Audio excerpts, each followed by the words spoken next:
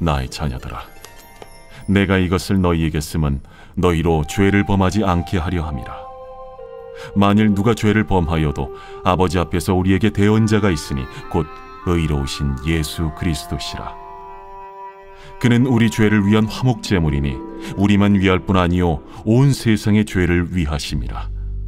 우리가 그의 계명을 지키면 이로써 우리가 그를 아는 줄로 알 것이요 그를 아노라 하고 그의 계명을 지키지 아니하는 자는 거짓말하는 자요 진리가 그 속에 있지 아니하되 누구든지 그의 말씀을 지키는 자는 하나님의 사랑이 참으로 그 속에서 온전하게 되었나니 이로써 우리가 그의 안에 있는 줄을 아노라.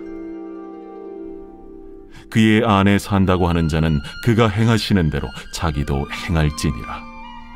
사랑하는 자들아, 내가 새 계명을 너희에게 쓰는 것이 아니라 너희가 처음부터 가진 옛 계명이니 이 옛 계명은 너희가 들은 바 말씀이거니와 다시 내가 너희에게 새 계명을 쓰노니 그에게와 너희에게도 참된 것이라. 이는 어둠이 지나가고 참빛이 벌써 비침이니라. 빛 가운데 있다 하면서 그 형제를 미워하는 자는 지금까지 어둠에 있는 자요 그의 형제를 사랑하는 자는 빛 가운데 거하여 자기 속에 거리낌이 없으나 그의 형제를 미워하는 자는 어둠에 있고 또 어둠에 행하며 갈 곳을 알지 못하나니 이는 그 어둠이 그의 눈을 멀게 하였음이라. 오늘 이 요한 1서 2장의 말씀은 하나님의 자녀들 앞에서 이제 잘못된 거짓 선지자들의 교리들을 수정하고 그리고 다시 믿음으로 하나님 앞에 잘 나아갈 것을 권면하고 있습니다. 오늘 말씀 1절에 이렇게 시작을 합니다. 나의 자녀들아, 내가 이것을 너희에게 쓰면 너희로 죄를 범하지 않게 하려 함이라 그럽니다. 자, 여러분 여기서 이 요한 1서의 말씀을 쓰는 이유는 죄를 범하지 않게 하려 함이라 라고 말씀합니다. 이게 무슨 말이냐면 여러분 그 바로 앞에서 우리가 살펴본 것처럼 잘못된 교리가 이제 퍼져나갔는데 그 뭐냐면 우리에게는 죄가 없다. 8절 말씀하죠. 만일 우리가 죄가 없다고 말하면 스스로 속이고 또 참 진리가 우리 속에 있지 아니할 것이요 그러죠. 그러니까 죄가 없다고 주장하는 이 거짓 선지자들, 거짓 교사들의 가르침을 따라가다 보면 우리가 도리어 잘못된 진리 위에 서서 죄를 함부로 막 지면서도 죄 없다라고 할 수 있다라는 겁니다. 그래서 이 말씀, 요한일서의 말씀을 쓰는 것은 너희로 잘못된 교리로 죄가 없다라는 주장에 혹해서 함부로 살지 않도록, 죄를 범하지 않도록 하기 위함이라는 겁니다. 자, 우리가 죄가 없다라는 주장이 얼마나 위험한지, 우리가 죄를 짓고 사는 존재죠. 연약하고 늘 이 육신을 갖고 있기 때문에 죄에 휘청거리고 휘둘릴 수가 있습니다. 그래도 괜찮다는 거예요. 죄 없이 산다라고 가식적으로 얘기하면서 자기 하고 싶은 대로 사는 것보단 훨씬 낫다는 거죠. 자, 그리고 우리가 설사 죄를 범한다 하더라도 정말 우리가 감사하고 든든히 붙들 것이 뭐냐? 자, 오늘 1절 중반에 보면 만일 누가 죄를 범하여도 아버지 앞에 우리에게 누가 있다고 그럽니까? 대언자가 있답니다. 대언자. 이 대언자가 누구냐? 곧 의로우신 예수 그리스도 그러죠. 여러분 이 대언자는 그냥 한자로 그냥 풀어서는 안 됩니다. 대언자 그러면 대신할 대, 말씀은 그래서 하나님의 말씀을 대신 전하는 자. 그래서 이단단체는 이 구절을 인용하면서 대언자는 뭐냐? 하나님의 말씀을 대신 전하는 자다. 이렇게 얘기하는데 그거 잘못된 부분입니다. 물론 이제 대언이라는 말이 그렇게 쓰일 때도 있습니다만 여기 이제 대언자는 나나주 2번에 보면 뭐로 돼 있냐면 보혜사 이렇게 돼 있습니다. 하나님 앞에 우리에게 누가 있느냐? 보혜사가 있다는 겁니다. 이제 헬라어로 파라클레토스가 계시다 이렇게 얘기를 합니다. 파라클레토스. 파라클레토스라는 것은 파라라는 말은 옆에, 곁에라는 말입니다. 곁에서 클레오 그러면 부르다 이런 뜻입니다. 곁에서 부르는 분. 무슨 말이냐면 이거는 하나님 앞에 여기 보면은 뭐라고 그러냐면 하나님 앞에 아버지 앞에 우리에게 대언자가 있다는 거죠. 그러니까 아버지 앞에 서신 대언자. 그리고 우리는 어디 있습니까? 그 대언자 뒤에 있는 거죠. 자, 이게 무슨 말이냐면 여러분, 변호사가 법정에서 죄인들을 위하여 변호할 때 재판장 앞에 가서 이야기를 합니다. 재판장님 하면서 뒤에 있는 피고를 향해서 이제 변호하고 또 재판장 앞에 서서 얘기를 하죠. 이게 뭐냐면 법정 상황을 가리키는 겁니다. 하나님의 심판 때 하나님의 재판장 앞에서 우리의 변호자가 되시는 예수님께서 서셔서 우리가 죄가 있지만 뭐라고 변호하시느냐? 아버지, 이 친구가 죄가 있는 건 맞습니다. 그런데 내가 이 친구를 위해서, 이 자녀를 위해 대신 십자가에서 피를 흘려 그 죄값을 치렀습니다. 그러니 그의 잘못을 저에게 돌리시고, 그리고 그가 죄를 범해서 안타깝지만 다시 회개를 요청하고 앞에 나아갈 때 저를 믿는 믿음으로 의지하여 주 앞에 나아가오니 주님, 이 자녀를 용서해 주십시오라고 대언해 줄 수 있는 분이 있다는 겁니다. 이게 뭐냐? 보혜사라는 거죠. 그래서 보혜사는 우리의 죄를 대신해서 하나님 앞에 고하며 용서해 주실 수 있는 분이라는 겁니다. 그래서 우리가 죄를 범해도 우리 앞에 대언자, 보혜사가 되신 예수님이 있는데 예수 그리스도라는 것이죠. 그 예수님은 2절에 우리 죄를 위한 화목제물인데 우리만이 아니라 온 세상의 죄를 위하여 자기 자신을 내어주셨다는 겁니다. 아주 파격적인 사랑이라는 것이죠. 하나님께서 그 아들을 내어주시면서 우리를 사랑하셨던 것도 파격적이지만 이 보혜사 되신 예수님도 자기 자신의 생명을 우리를 위해 파격적으로 내어주신 정말 죽기까지 사랑하신 성자 하나님입니다. 성부 하나님은 그 아들을 내어주기까지 우리를 사랑하신 성부 하나님이시고, 성자 하나님은 자신의 생명을 내어주기까지 우리를 사랑하신 성자 하나님이시죠.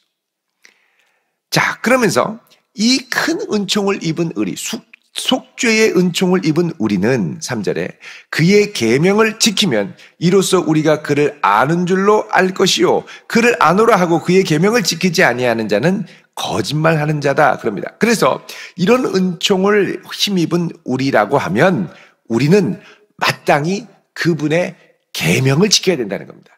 여러분이 여기서 계명을 지킨다 그러면 우리는 이제 곧바로 무슨 생각을 하냐면 율법 지키는 거로 생각을 합니다.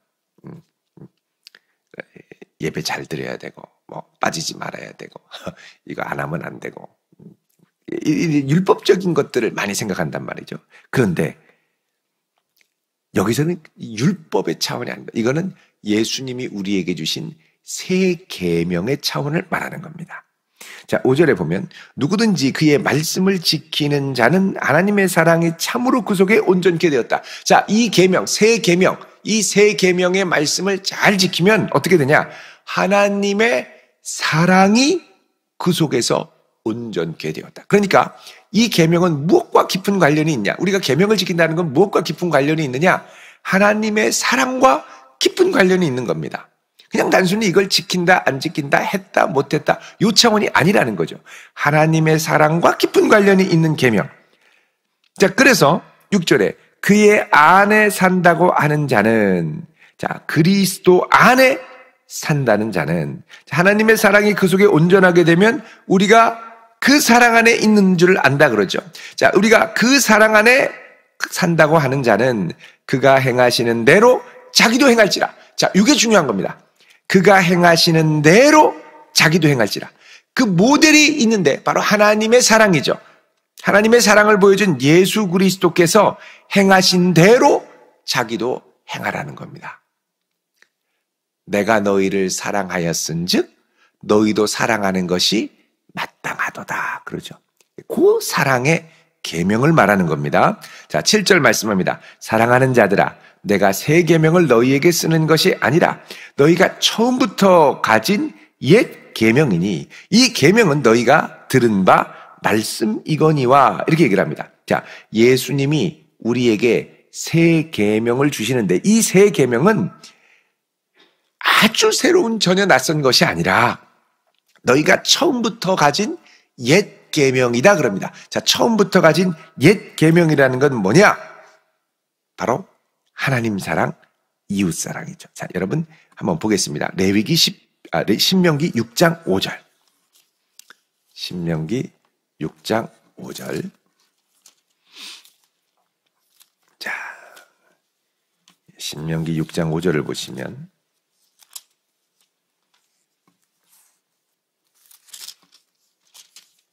(6장 5절에) 이렇게 말씀을 합니다.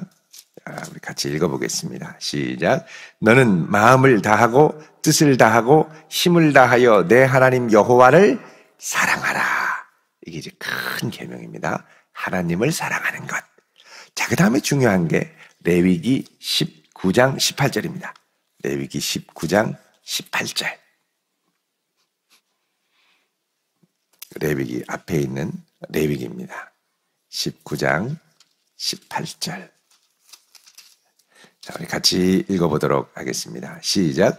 원수를 갚지 말며 동포를 원망하지 말며 내 이웃 사랑하기를 내 자신과 같이 사랑하라. 나는 여호와이니라.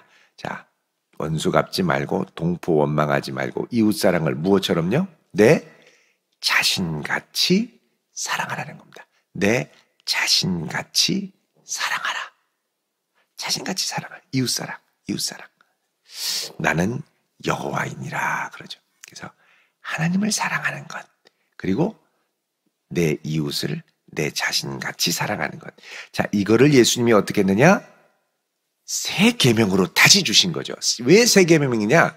이 두 계명이 원래 따로따로 떨어져 있던 건데 이것을 하나로 묶어서 하나님 사랑과 이웃 사랑과 우리 자신 사랑을, 이웃 사랑, 하나님 사랑과 이웃 사랑을 결합시켜서 하나로 묶은 것이죠. 자, 우리 마태복음 22장 36절을 보겠습니다. 마태복음 22장 36절.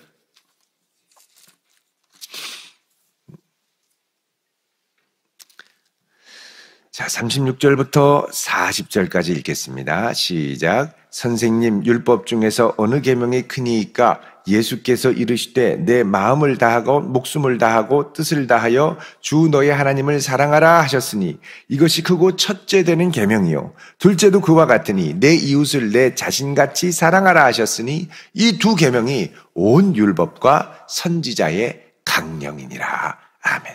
자, 그래서 하나님을 사랑하는 것, 이게 첫 번째. 그 다음에 둘째도 비슷한데 그와 같은데 이웃을 너 자신같이 사랑하라. 자신의 이기적인 성향, 자기 신의 이기적인 성향으로 하면 어떻게 됩니까? 나 자신만을 위해 살고 싶은데 그만큼 너도 다른 이들에게 해주라는 거죠. 너 자신이 대접받고 싶은 만큼 너도 남들에게 해주라는 겁니다.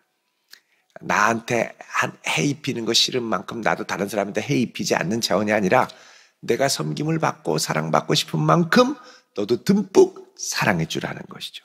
이거를 이제 한마디로 압축한 것이 바로 마태복음 7장 12절의 황금률입니다. 황금률. 마태복음 7장 12절 황금률. 우리 같이 한번 읽어보도록 하겠습니다. 9쪽입니다. 시작. 그러므로 무엇이든지 남에게 대접을 받고자 하는 대로 너희도 남을 대접하라. 이것이 율법이요 선지자니라. 자, 율법이요 선지자라는 건 율법은 모세오경, 선지자는 모세오경 외에 다른 모든 성경을 가리키는 것입니다. 그래서 남에게 대접을 받고자 하는 대로 너희도 남을 대접하라. 이 말은 적극적인 사랑의 계명이죠. 하나님을 사랑하고 하나님께서 너를 사랑하신 것처럼 너희도 마땅히 다른 이들을 적극적으로 사랑하는 것. 이게 이제 한마디로 말하면 황금률이고 이게 동시에 산상설교의 결론이라고 할 수 있습니다. 그래서 지금 주님께서 우리에게 주시는 계명을 한마디로 요약을 하면 신약의 성도들은 어떤 계명을 지키며 살아야 되느냐? 사랑의 계명을 지키고 살아야 한다는 것이죠. 할 수 있는 한 더 사랑해주고 더 많이 사랑해주는 것. 여러분, 우리가 이 땅을 살다가 마지막 죽기 전에 어떤 후회들을 많이 할까요? 돈을 좀 더 벌었어야 됐는데 내가 좀 더 좋은 집에서 살아봐야 됐는데, 물론 그런 후회도 할 수 있겠습니다만 진짜 후회는 더 많이 사랑해 줄 걸, 시간 있을 때 더 많이 같이 할 걸, 사랑하지 못한 것에 대한 후회입니다. 하나님 앞에 설 때도 어떤 후회를 할까요? 하나님이 하지 말라는 거 하지 말 걸. 물론 그런 후회도 있겠지만 더 근원적인 후회는 무엇이겠습니까? 하나님을 힘을 다하여 좀 더 사랑할 걸. 더 내게 입술과 호흡이 있을 때 찬양을 더 많이 드릴 걸. 이럴 줄 알았으면 더 주님께 가까이 갈 걸. 이런 후회가 있지 않겠습니까? 결국 마지막 우리 인생의 결승점에서 하는 후회가 사실 우리 인생의 가장 중요한 것들이죠. 근데 마지막에 한다고 생각하니까 항상 그 마지막에 정말 중요하다는 걸 알면서 어떻게 합니까? 계속 미뤄두는 거죠. 이거는 나중에. 요거는 나 지금 바쁘니까 나중에 사랑할게. 바쁘니까 나중에 섬겨야지. 바쁘니까 나중에 주님께 뭘 좀 해야지. 나중에 자꾸 나중에. 여러분, 사랑하는 것도 힘 있을 때 사랑하시기를 바랍니다. 건강이 있을 때 사랑하시길 바랍니다. 내 주머니에 아직 좀 여유가 있을 때 그거를 나누면서 사랑할 수 있기를 바랍니다. 힘 있을 때 사랑해야지. 자꾸 나중에 하면 언제 사랑하시겠어요? 천국에 올라가니까 주님, 제가 정말 사랑하려고 했는데 너무 바빠서 사랑을 못하고 왔네요. 그렇게 됩니다. 사랑하라고 시간도 주시고, 사랑하라고 물질도 주시고, 사랑하라고 여건도 주시고, 사랑하라고 교회도 주시고, 근데 바쁘다고 다 제껴놓은 거예요. 정말 중요한 거 제껴놓고 엉뚱한 것에, 헛된 것에, 수증기 같은 것에, 사라질 것에 막 목숨을 걸고 달린 거죠. 그것들, 사라질 것들을 사용해서 영원히 갈 사랑을 해야 되는 건데 요거를 못하는 거예요. 그래서 8절에 다시 내가 너희에게 새 계명을 쓰노니 그에게와 너희에게도 참된 것이라. 이는 어둠이 지나가고 참빛이 벌써 비칩니다. 벌써 복음의 빛이 우리 가운데 훨씬 비친 지 오래되었습니다. 9절에 빛 가운데 있다 하면서도 사랑의 빛이죠. 그 형제를 미워하는 자는 지금까지 어디에 있습니까? 어둠에 있는 자요. 그의 형제를 사랑하는 자는 빛 가운데 거하여 자기 속에 거리낌이 없으나, 거리낌 없이 사랑해야 돼. 거리낌 없이. 11절에 그 형제를 미워하는 자는 어둠에 있고 또 어둠에 행하고 또 갈 곳을 알지 못하고 이는 그 어둠이 그의 눈을 멀게 하였습니다. 그러니까 여러분, 사람의 눈을 멀게 하는 건 뭐냐? 미움입니다. 미움. 그 사람이 미워요. 그러면 이상하게 그 많은 사람 중에 그 사람만 보게 되고요. 그 사람이 미우면 그 많은 와중에 꼭 그 사람만 신경 쓸 것도 많은데 꼭 그 사람만 신경 쓰이는 거예요. 미운 사람. 그게 어떻게 되냐? 눈이 멀게 되는 겁니다. 그래서 이 성경에 보면은 만물의 마지막이 가까이 왔으니 정신을 차리고 깨어 기도하고 또 정신을 차리고 깨어 사랑해야 할 줄로 믿습니다. 정신을 차리고 사랑해야 돼요. 모두 다 이기적으로 사랑하려고 그러죠. 이기적으로 사랑을 하려고 하니까 어떻게 해요? 사랑의 수고를 받기만 하려고 합니다. 근데 이제 우리는 어떻게 되느냐? 사랑의 수고를 하는 자로 바뀌어야죠. 사랑의 헌신을 하는 자로 바뀌어야죠. 내 수고와 헌신으로 기쁘고 내 수고와 헌신으로 감사하고 내가 사랑할 수 있음에 감사하고 사랑할 수 있는 힘과 여력과 능력이 있음에 감사한 겁니다. 아깝다. 시간이 아깝고 내 물질이 아깝고 내 재능이 아깝고 내가 그렇게 한 게 후회된다. 여러분, 사랑, 진정한 사랑, 거리낌 없는 사랑에는 이런 것에 대한 후회가 없습니다. 후회 없이 사랑하는 건 내가 이게 너무 퍼져서 사랑한 것에 대한 후회가 아니라 너무 안 퍼져서 후회하는 거죠. 이럴 줄 알았으면 좀 더 사랑할 걸. 이럴 줄 알았으면 좀 더 가까이 할 걸. 이럴 줄 알았으면 좀 더 시간을 더 할 걸. 여러분, 이제 이런 사랑을 보여주신 분이 누구냐? 예수님이라는 것이죠. 자, 요한일서에 보면 이런 울림들이 계속되고 있습니다. 우리 요한일서 3장 1절을 한번 보시면요.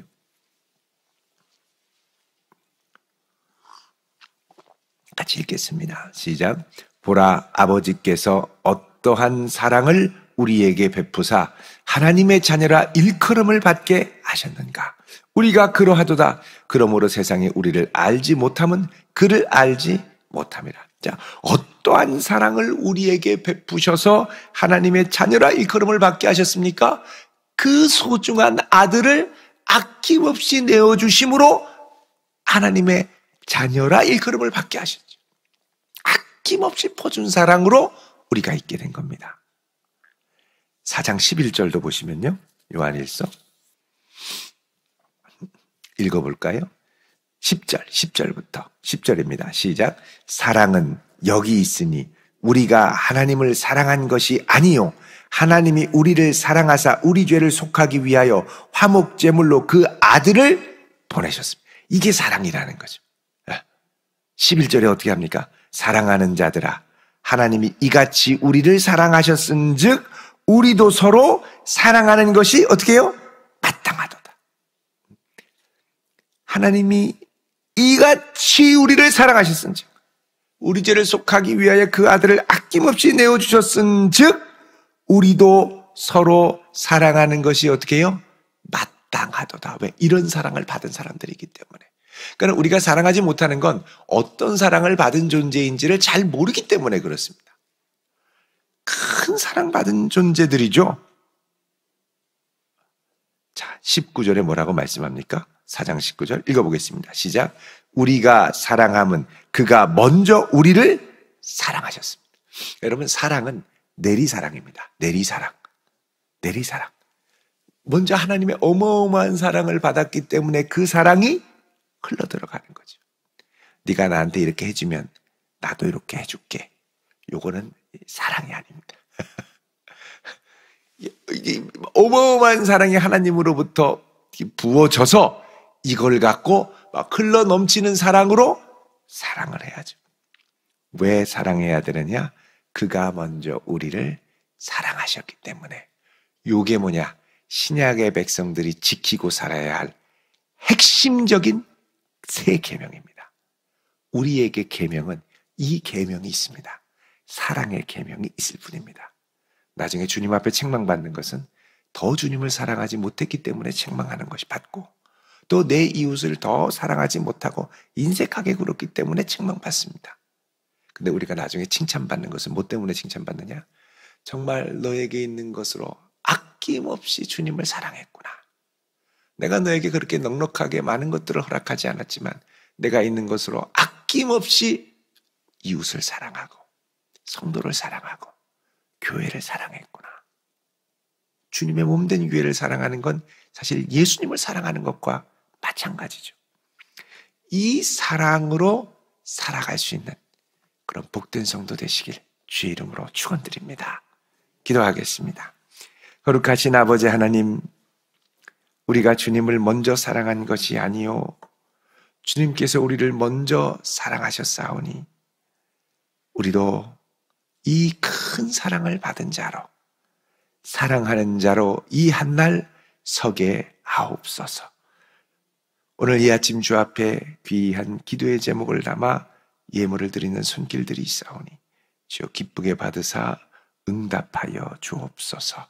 예수님의 이름으로 축복하며 기도드리옵나이다. 아멘.